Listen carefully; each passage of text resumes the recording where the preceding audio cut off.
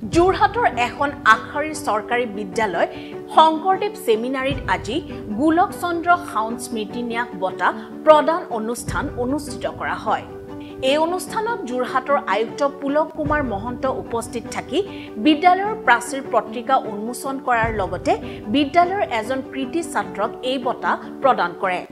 এই অনুষ্ঠানত আয়ুক্তগৰাকী উপস্থিত থাকি শংকৰদেৱ সেমিনাৰী বিদ্যালয়ৰ আন্তঃগাঁথনিৰ বাবে উন্নয়নমূলক কামৰ আশ্বাস দিয়ে।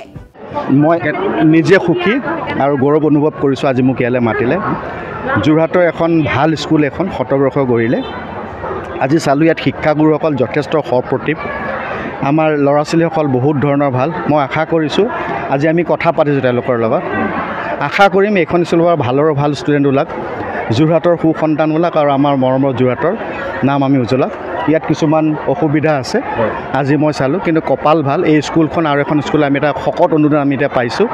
মই সোনকালে ৰিভিউ কৰি ইয়াতে ভাল এটা গৃহ বনাম আমি সোনকালে, যাতে আমাৰ ল'ৰা ছোৱালী ভাল পৰিৱেশত পঢ়িব পাৰে।